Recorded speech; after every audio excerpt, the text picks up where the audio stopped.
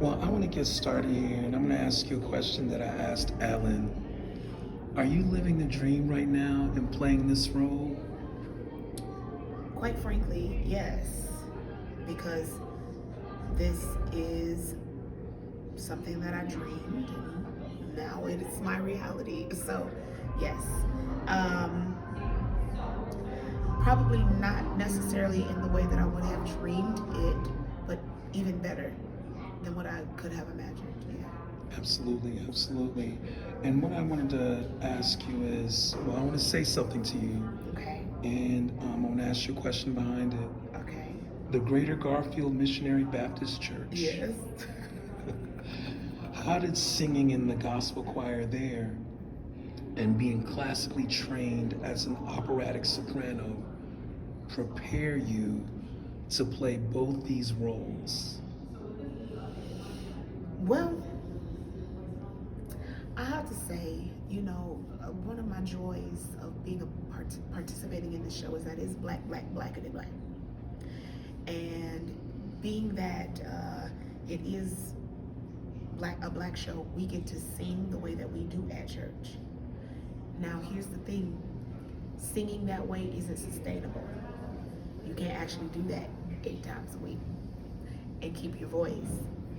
And even though my voice does get tired, the training that I've had over the years helps me to be able to maintain and keep my instrument healthy.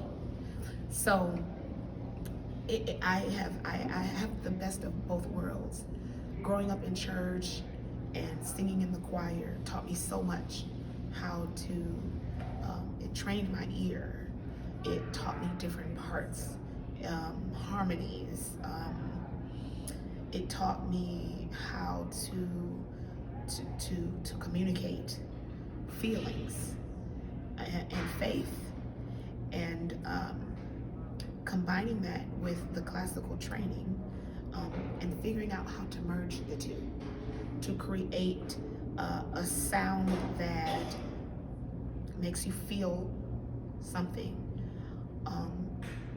also while keeping my voice intact, has been very helpful in this process. I wouldn't be able to do it without it. Absolutely, absolutely. Now you have the joy and the challenge of playing Evillene and Auntie M, Mm-hmm. and I wanted to ask you this, in terms of that joy and the challenge of that playing two roles. Talk about what you did to prepare to do both, and if you were to choose one role, which one would you prefer?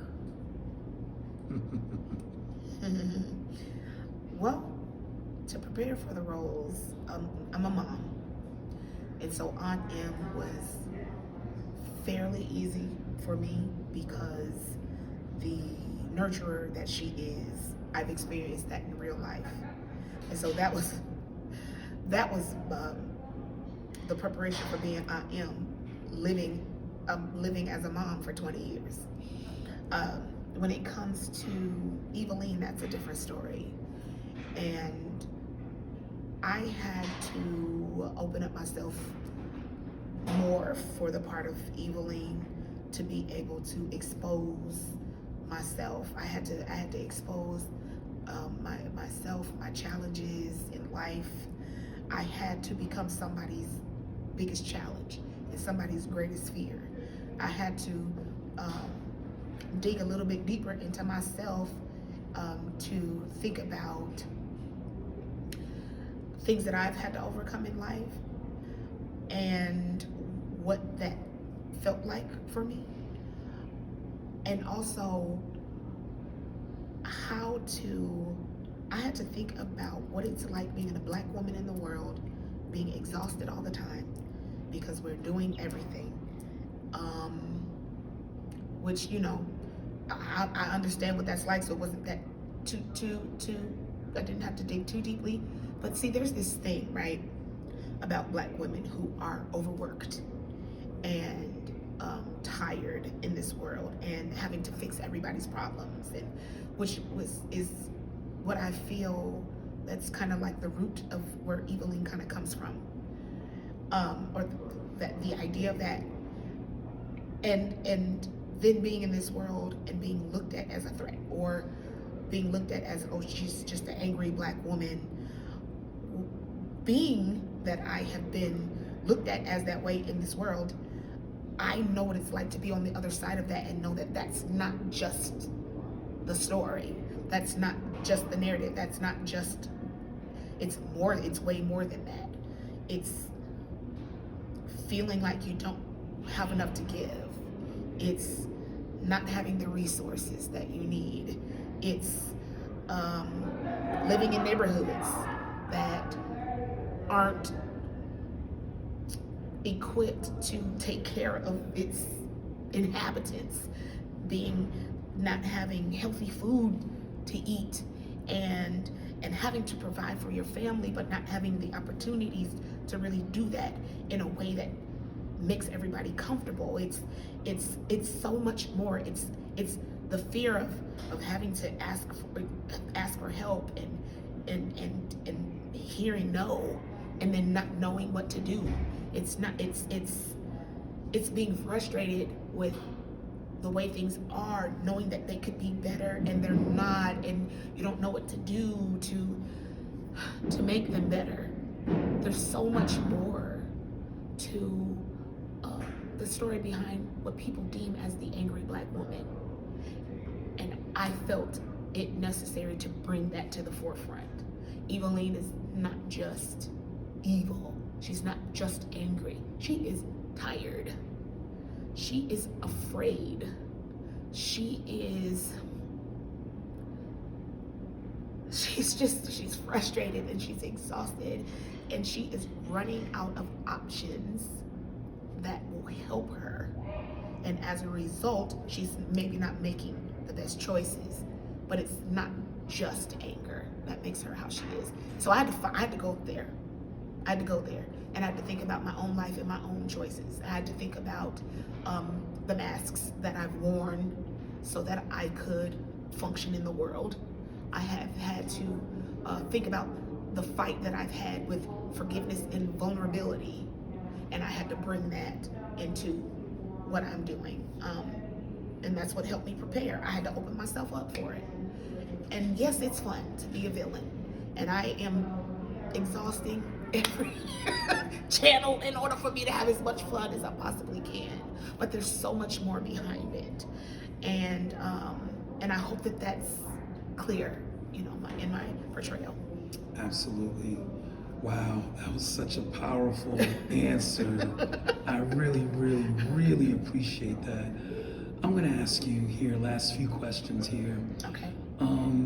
What does it mean as someone who was raised in Chicago, this being in your home, to be able to perform in a signature production such as this in your hometown?